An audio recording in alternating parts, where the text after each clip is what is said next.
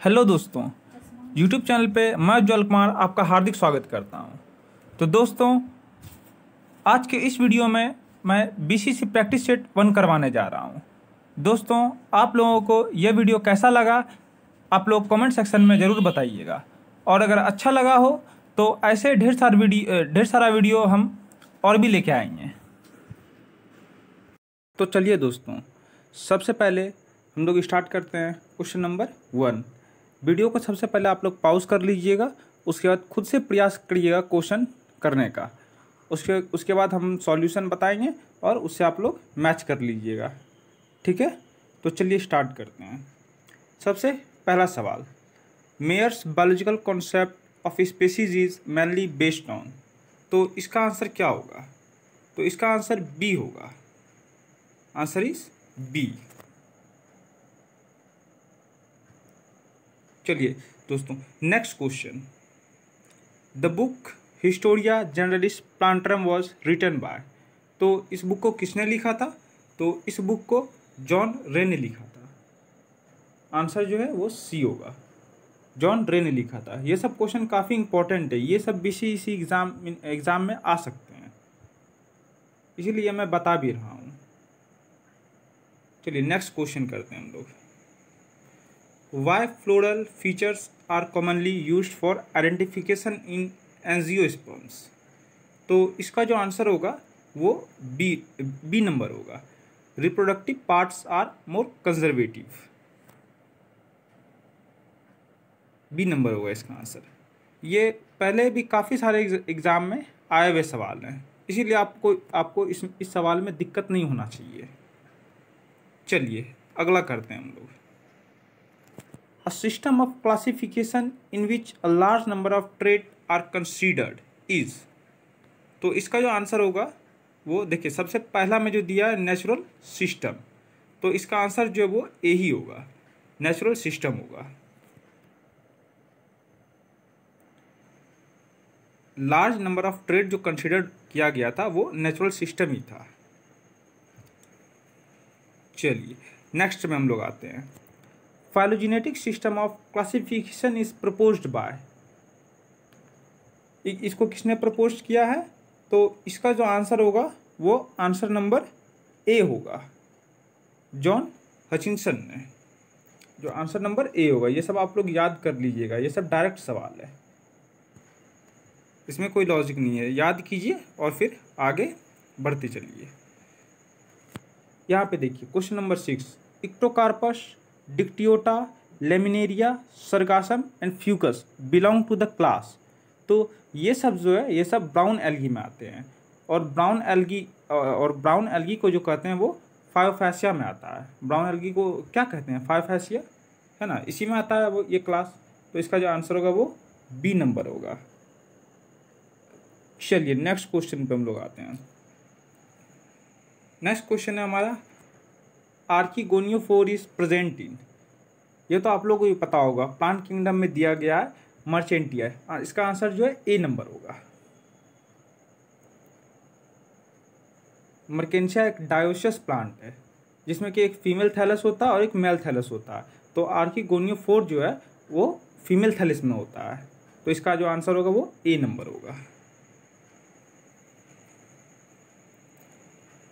Question number 8, the ovule is naked in gymnosperm because. इसमें ovary absent होगा, ये वाला सी नंबर, ओवरी एब्सेंट होता है जिस वजह से ओव्यूल जो है जिम्नोस्पर्म का नेकेड होता है। चलिए दोस्तों नेक्स्ट क्वेश्चन पे आते हैं। Changes that allow the conservation of larva into adult.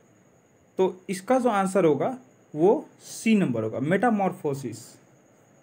मेटाजीनेसिस का अभी आगे सवाल आएगा, अभी नेक्स्ट में यही आएगा सवाल, तो ये भी आप लोग देख लीजिएगा। तो इसका जो आंसर होगा वो सी नंबर होगा, मेटामॉर्फोसिस। लार्वा इनटू एडल्ट में चेंज हो जाता है, उसको हम लोग मेटामॉर्फोसिस कहते हैं। नेक्स्ट क्वेश्चन देखिए, मेटाजीनेसिस इज ऑब्जर्व्ड इन।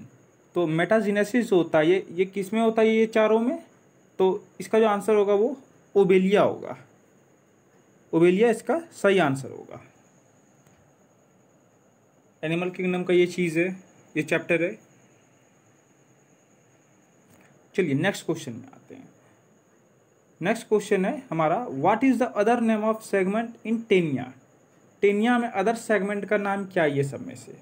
तो इसका जो आंसर होगा वो आंसर नंबर बी होगा, प्रोग्लोटिड। प्रोग्लोटिड होगा इसका answer.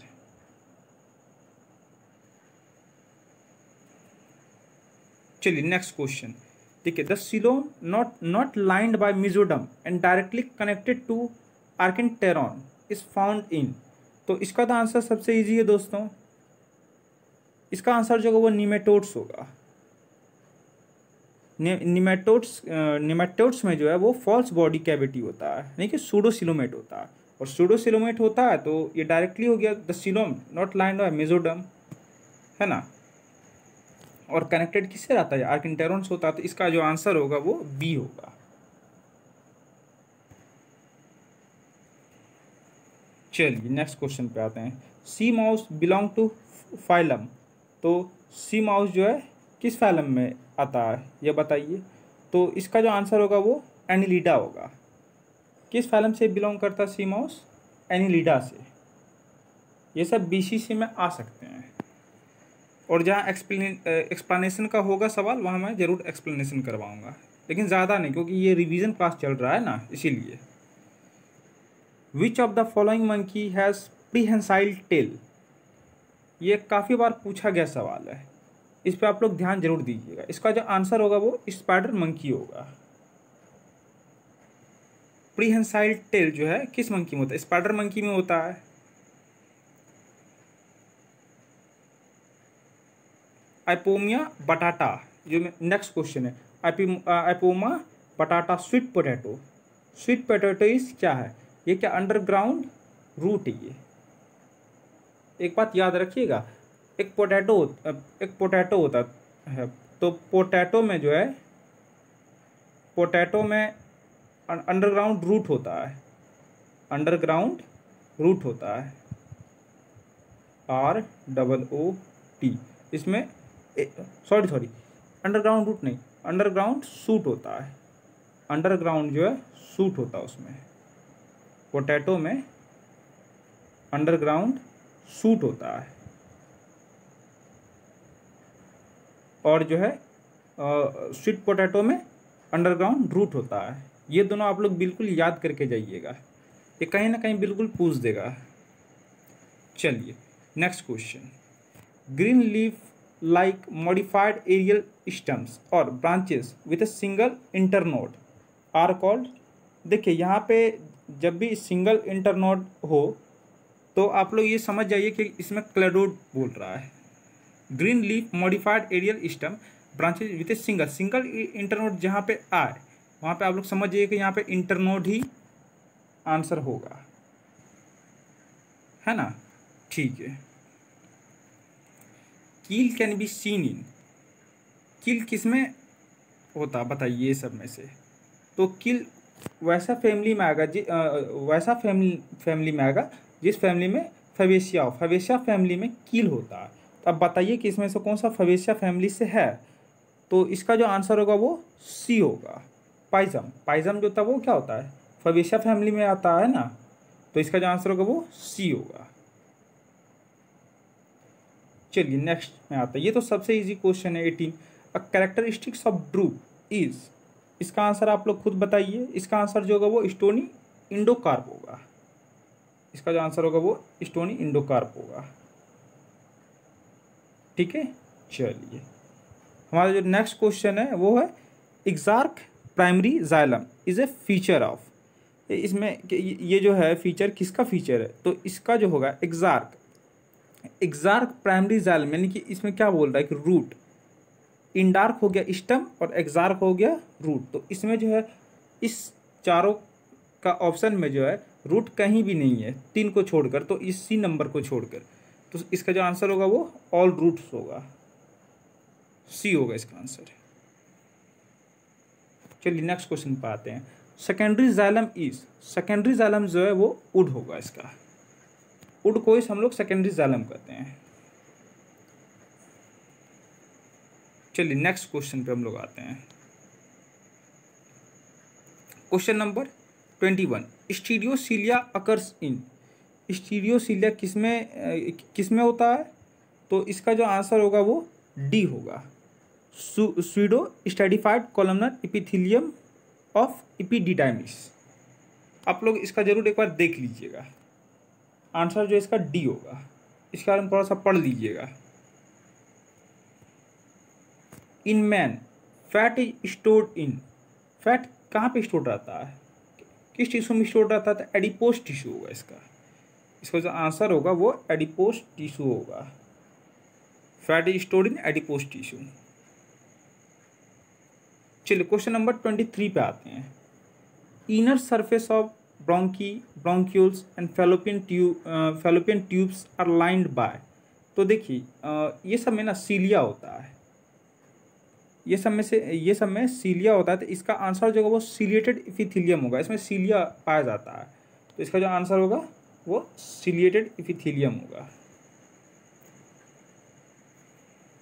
Next question number 24, nodes of Ranvier are found in axon. इसका जो आंसर होगा वो एक्सॉन होगा। नोड ऑफ रेनवियर जो है कहाँ पे पाया जाता है? एक्सॉन में पाया जाता है ना।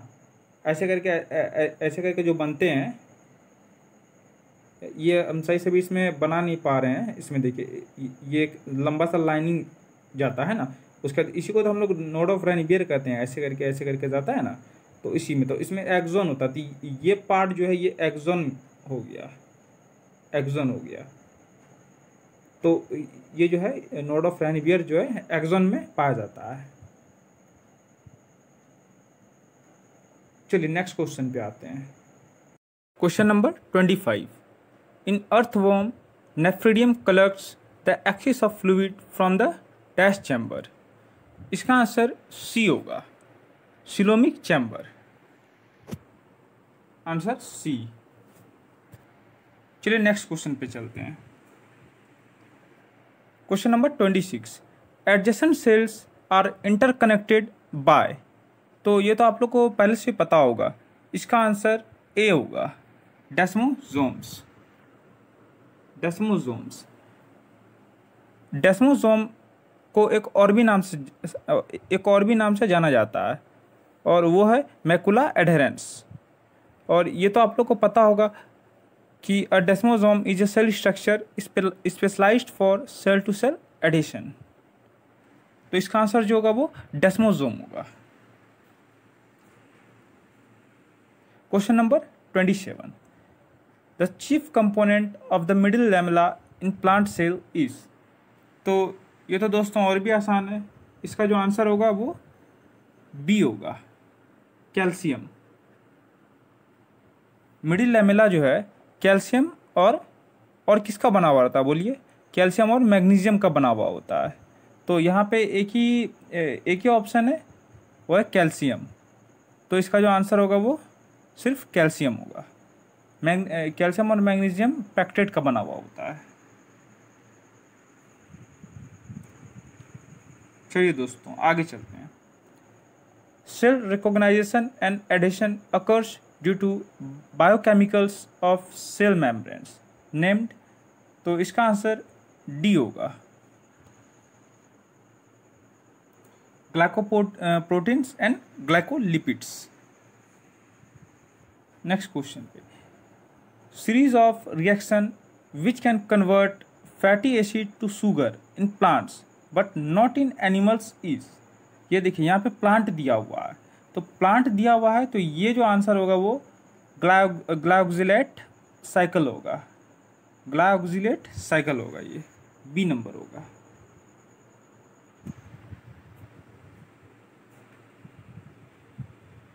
Axoneme is a structure associated with. इसका आंसर दोस्तों क्या होगा?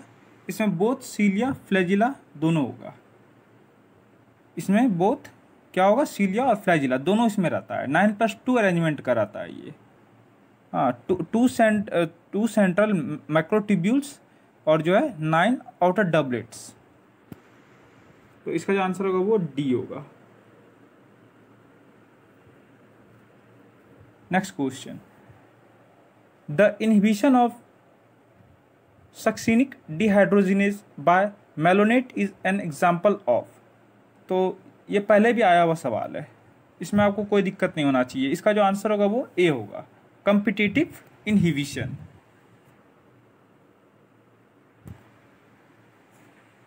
चलिए नेक्स्ट चलते हैं हम लोग। The complete enzyme is called. Complete enzyme किसको बोला जाता है? तो कंप्लीट एंजाइम होलो एंजाइम को बोला जाता है। इसका आंसर डी होगा, क्योंकि इसको इसलिए ऐसा बोला जाता है क्योंकि इसमें जो है सारा सब यूनिट्स रहता है जो कि नेसेसरी होता है एक्टिविटी के लिए, इसीलिए इसको जो कंप्लीट एंजाइम कहा जाता है।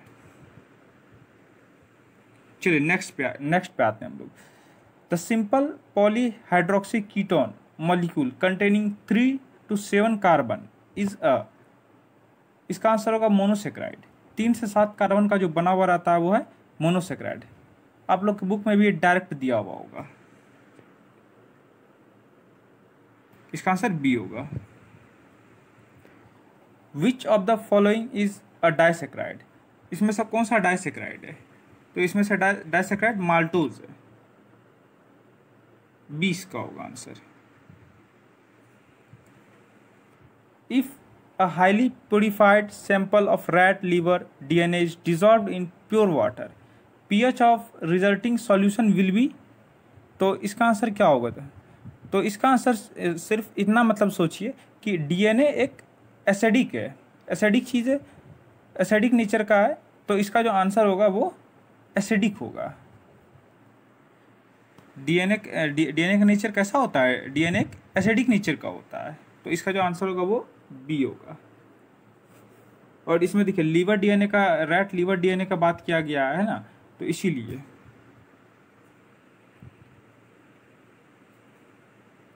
चलिए नेक्स्ट क्वेश्चन पे चलते हैं। Question number 36। How many ATP is required during anaphase to move chromosome from equator to the poles. तो इसका जो आंसर होगा वो सी नंबर होगा, 30 ATP।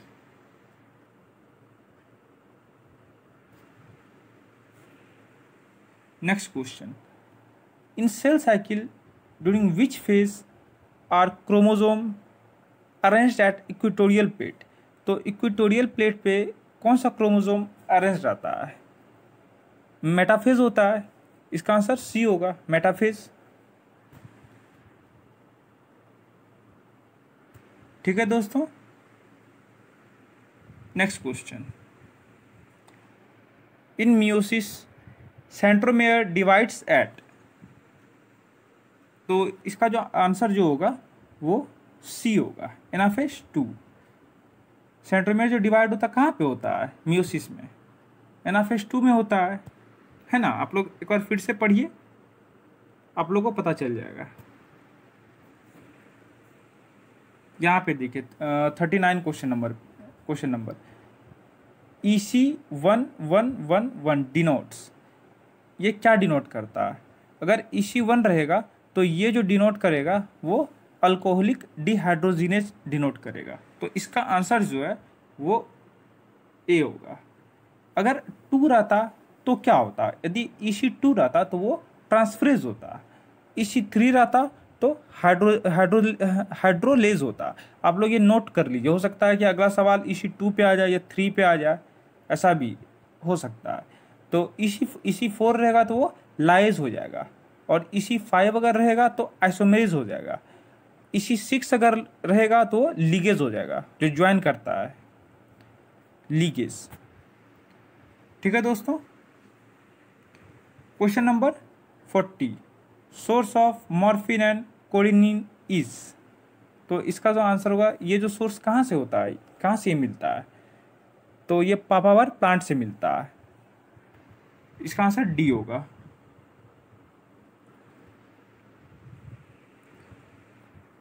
Next question. Ethylene is used for. Ethylene is used for, तो ये जो किस काम में आता है? तो ये जो है हैस्टनिंग ऑफ राइपनिंग ऑफ फ्रूट्स। इसका आंसर जो है वो बी नंबर होगा। ये आपका डायरेक्ट है, याद रहेगा तभी बनेगा ये सब। Question number 42। The term synergetics action of hormone refers to. तो इसका जो आंसर होगा वो बी होगा, आंसर बी होगा। Two hormone acts together and contribute to the same function. यह आपके एनसीईआरटी एग्जाम्पलर में भी ये सवाल दिया गया है, इसको आप लोग जरूर पढ़िएगा। Next question, plasticity in plants growth means that. तो इसका जो आंसर होगा वो बी होगा। Plant development is dependent on environment. Plant development जो है किस पे डिपेंडेंट रहता है, वो इन्वायरमेंट पे डिपेंडेंट रहता है। इसका मतलब यही है, प्लास्टिसिटी इन प्लांट ग्रोथ। इसका आंसर क्या होगा, बी होगा।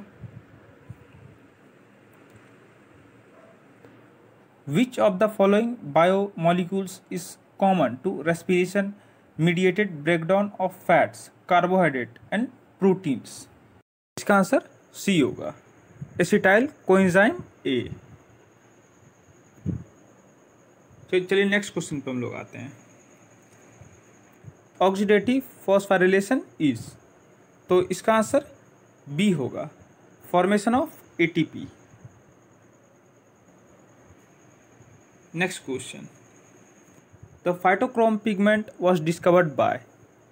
तो इसका जो आंसर होगा वो Sterling Hendricks and Harry Borthwick. First number होगा, यही दोनों डिस्कवर्ड किया था phytochrome pigment. Question number 47, EMP pathway is another name of. तो इसका जो आंसर होगा वो ग्लाइकोलाइसिस होगा। इसमें जो है ये ईएमपी पाथवे जो है ये तीन साइंटिस्ट पे डिपेंड है। देखिए यहाँ पे इम्डन, मेयरहोफ एंड पारनास, ये तीनों डिस्कवर्ड किए थे ग्लाइकोलाइसिस, इसीलिए इसका नाम जो पड़ा है वो ईएमपी पाथवे पड़ा है। ये तीनों साइंटिस्ट मिलके ग्लाइकोलाइसिस को डिस्कवर्ड किए थे। चलिए इसका आंसर है वो D.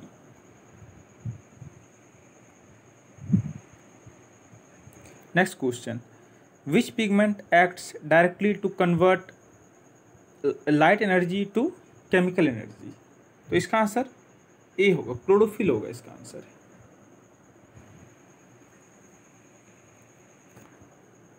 Question number 49, chemosynthetic bacteria obtain energy from. तो इसको एनर्जी कहाँ से मिलती है, इनऑर्गेनिक केमिकल से। ऑर्गेनिक से नहीं, आप लोग ध्यान रखिएगा, इनऑर्गेनिक होगा इसमें।